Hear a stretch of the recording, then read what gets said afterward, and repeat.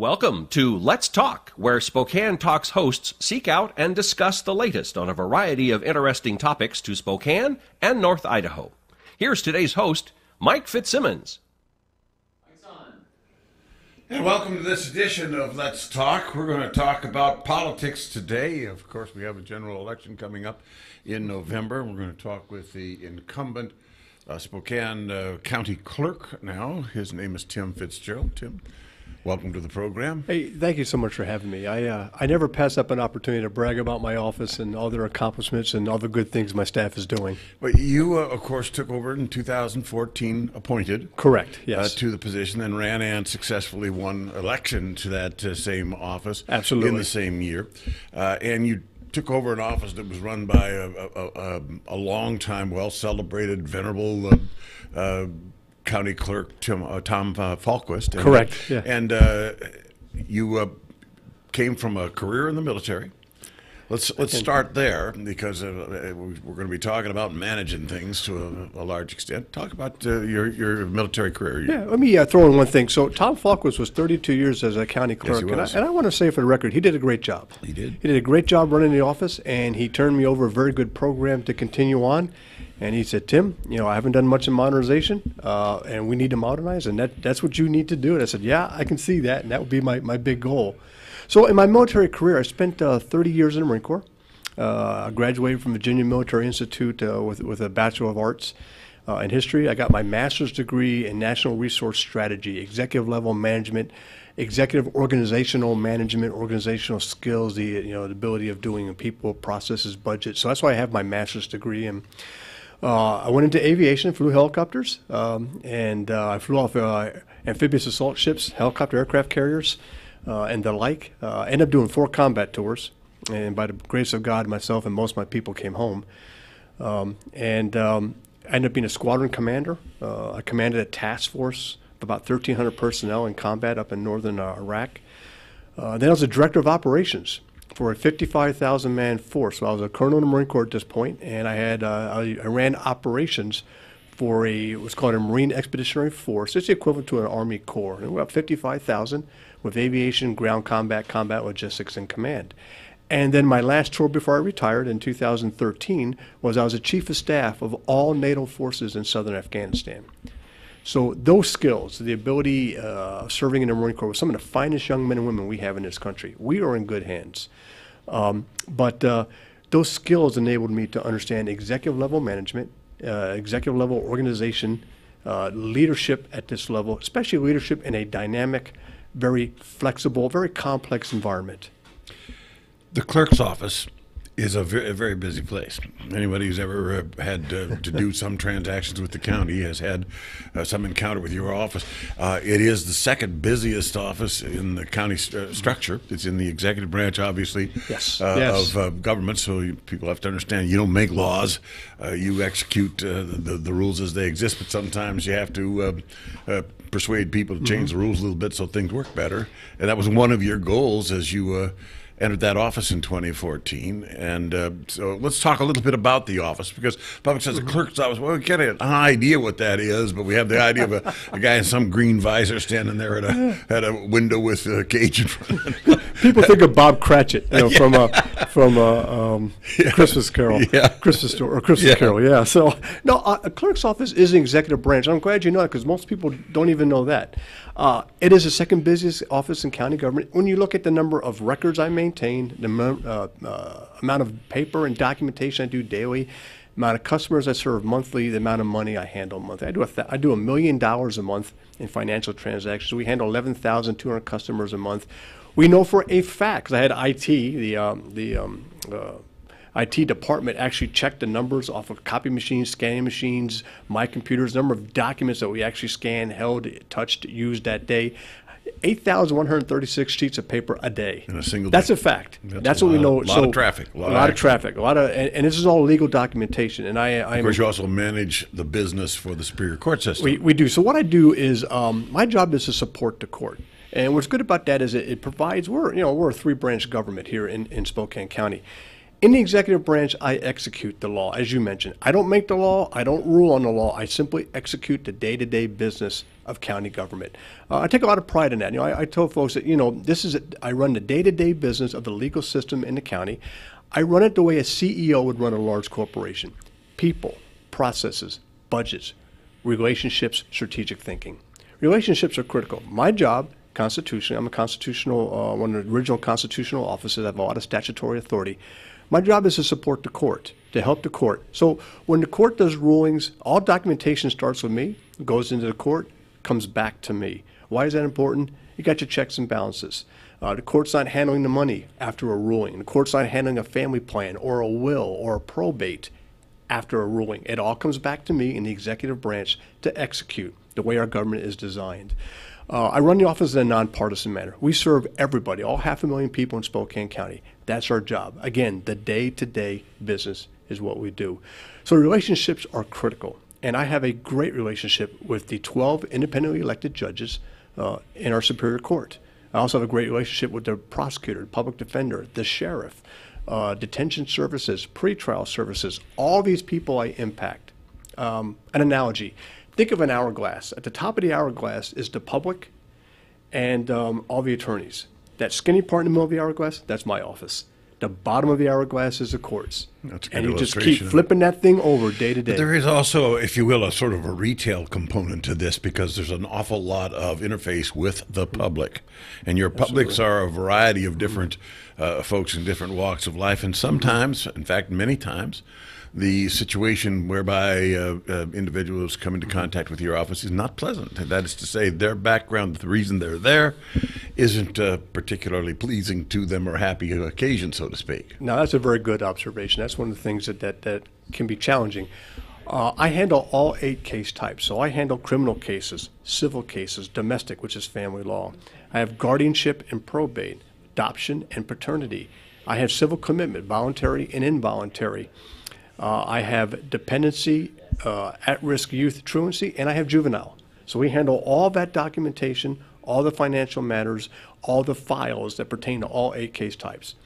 Adoption's a wonderful day. Folks are coming in, it's an adoption, they're very happy. The other 7 case types, people are not necessarily in the best mood coming in the office. So I told my customer service, we take great pride in the exceptional customer service that we have. Number one and foremost, we have to always remind the customers, I cannot give legal advice. Right. And that's challenging. Folks like, well, Tim, what do I say here? What do I put there? I can't tell you. You have to ask an attorney that. We're not allowed. By law, I'm not allowed. I can tell you how to fill a document out, but I can't tell you what to put in that document. I can tell you where to go, but I can't tell you what to say in front of the judge. And so that's always the first thing we try to articulate to our customers. The attorneys are the professional, they're my professional customers. That's the legal community. And I tell my staff, treat them with professionalism and work with the questions they're asking and get them the information that they're looking for, or let them know if we can or cannot do something. Be timely and punctual in our documentation, things that we give to them. The rest of the public that is coming in, I say treat them with compassion and empathy. They're not having a good day. They are here seeking services. Our job is to provide services. They are here to hopefully get something fixed in their life. Help them get there. Make a journey easy. Make it smooth, make it so that they're not, we call it sometimes where folks are sent all around the courthouse, going to different places. I say, don't do that. If you don't have the answer, go look the answer up before we send them anywhere. And if we can't explain it, take them there. And that's what we do. And I'm so very it was proud of within that purview that when you first became the clerk of Spokane County that you saw some deficiencies that needed to be worked out. You saw some ineffectiveness that needed to be overcome and what have you in the area of customer service largely. For example, I mean, it would be amazing to think about this, but there was a time in which if you had the noon hour off from your job to be able to do some work or business with his clerk's office, the clerk's office would be closed. I mean, you can't imagine that would be the case. That would seem like a no-brainer, but you had to fix that part among other things. Absolutely. So one of the first things we did, we discussed modernization. How do we modernize the office? A lot of that is budgeting well in advance. So 2-3 years ago, I'm budgeting money to buy equipment and talk about that. They call it lean processes. Just how to reduce the number of touches on a paper so the paper moves faster and flows to the court record. We have 24 hours to get a document electronically on the electronic court record and in the court file. And so the electronic record is what I strive to always achieve that, and then we make the court file shortly thereafter. But that is a requirement. It's a local court rule that I'm required to do in support of the court. So with the lunchtime, we realized the customers are coming in lunch and the doors aren't open. So that took about 4 months to make all that work. The first thing I had to do was, how do I man my finance counter and how do I man my customer service counter during lunch? Because employees have a 1 hour lunch break and everything was set by time. You start at 8:30 and you close the door at 4. And from 4 to 5, you balance the tills, you reconciled everything, you got the files ready for the next day's court hearings, you put all documentation into the files, you cleaned everything up to make sure you're ready to go for the next day. So we had that 1 hour to do all that from 4 to 5.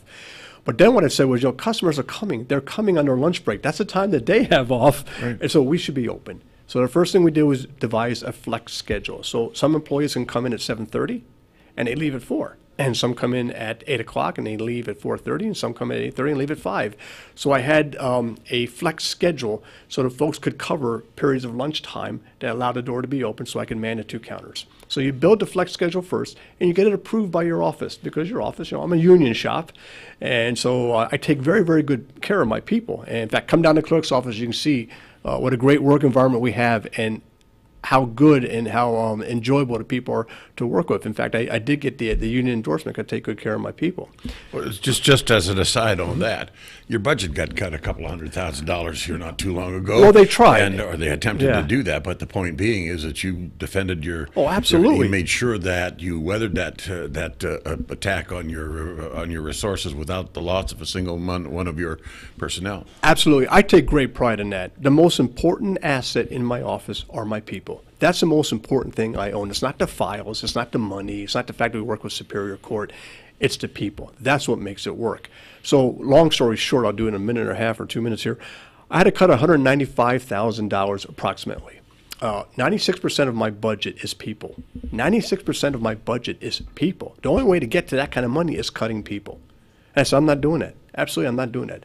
I'm an executive level manager. My job is to take care of my people. That's what's foremost. Now, I maintain high standards in my office, and I'm not afraid to take action when employees aren't adhering to the high standards, and I will do that.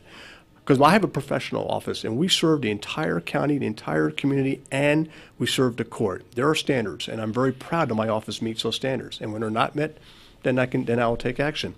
So I had to make that cut in the money. So what I simply did was, Gary Berg, a phenomenal chief deputy, great job, was retiring. 44 years of true public service. He was awesome. He was retiring. So what I did was I restructured the chief deputy job, and I made it into an office manager. And I did that because it's a far less cost, because chief deputies make a fair amount of money. And so I made it a much lower paying job as an office manager, because I don't need a supervisor supervising supervisors. I need workers. That's what makes it work. And I trained my shop very, very, very well. I have an extensive comprehensive training plan, and I've trained my office very, very well. So supervisors can manage their divisions. And I have 5 divisions. And each of those supervisors, they'll manage their divisions and make it work. My job is to oversee the entire office and to do the strategic thinking and to do the budget and to do the relationships. My office manager, she helps me run the day-to-day business in the office. Payroll. Remind me to talk about payroll too. Payroll, and she supplies and all those things that an office manager would do to run the office on a day-to-day business. Gary retired. I restructured the job, saving that amount of money. I automated my phones. And by doing that, I was able to eliminate an unfilled position, entry-level pay position. It was unfilled. And, folks don't make a lot of money in that job anyway, so we automate the phones. And by doing all that, I didn't cut a single person, not one. Nor did I get up to $195,000. The amount of money I presented to the county, and I argued to keep $36,000 that I had saved on my own budgeting with the budget office. By the time the county approved me keeping that $36,000, so you take that and you subtract from what I had to cut, it ended up somewhere in the vicinity of $7,500 cut, and the difference between a chief deputy and an office manager, that cut portion right there too. And that's what the whole thing was. But more important, I had 2 goals, and 2 goals only. Number one, I will do my statutory duties.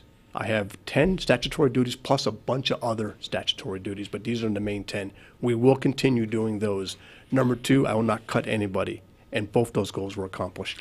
So in the area of efficiencies, then, you have managed to figure out how to readjust this whole process so that it is much more customer friendly than it ever had been in the past.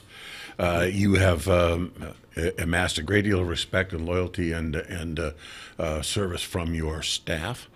They speak highly of you, and you've had the ability to streamline operations and procedures such that the service from the office is better than it has been historically. I'm sure there's still room for improvement, but there's there are all kinds of things that you've been able to accomplish with respect to this situation within the same confines of budget. In fact, with less than was the case before. Now, one would have to say that's takes some careful management, some careful thinking to do that sort of thing, and that's part of what you obviously claim is a major part of your qualification to continue to perform this job.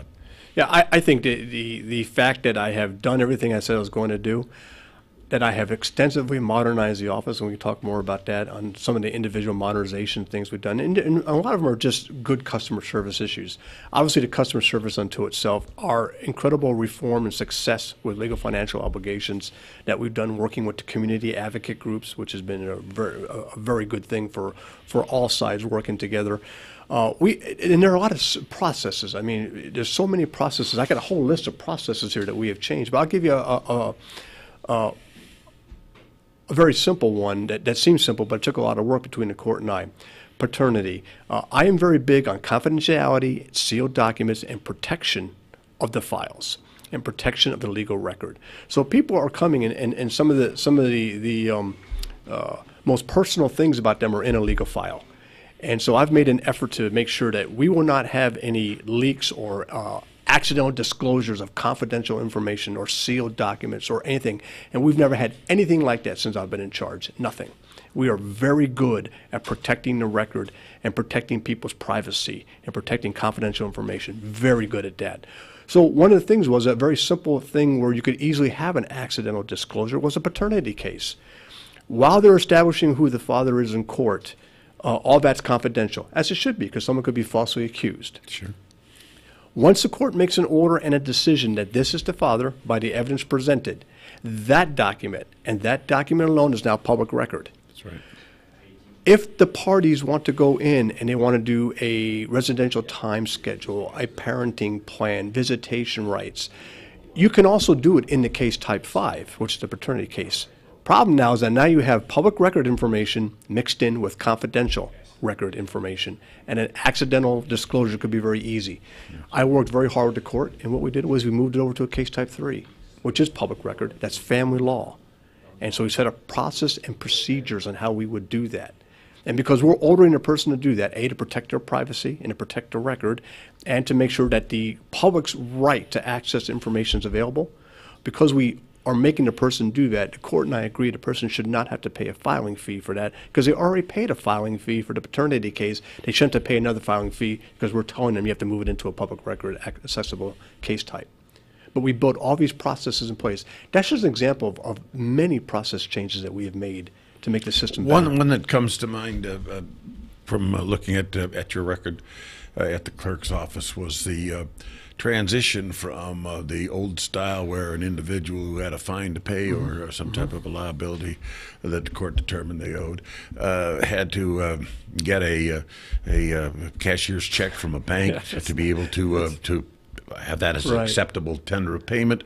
And you looked at this situation in the 21st century, we do business by credit card and debit card and what have you, and thought, why not that? Well, of course, it was this, a lot of these folks are felons, the various things, we can't trust that process. You went ahead and made that work. Well, yeah, I talked to us, I go, Tim, we can't do this. The law states, or not the law, but the local court rule states, cashier's check, money order, or cash only. I'm thinking, okay, a couple of things here. Number one, folks are trying to get out from under debt. They need some options. They need some opportunities. Who wants to walk down to a bank, pay for a cashier's check, to come back and pay off one of your fines. I mean, that's like poking at somebody. Additionally, you're right. That's a great 21st century. We have debit and credit cards. So we should be able to do debit and credit cards. So I brought in a vendor. I brought the treasurer, the auditor with me, our purchasing department. I brought Superior and District Court in with me to hear vendors present their programs. We selected a vendor and court. They do a fantastic job for us. It's at no cost to the taxpayer, zero. It's only the person using the capability pays for the cost. And it's equivalent to a ATM fee. So it's not, there's nothing outrageous about it. And so they can use their debit and credit cards, and folks go, this is good. So I give them options. You can use cash. You can still use a cashier's check or money order if you want, but now you can use a debit or credit card also.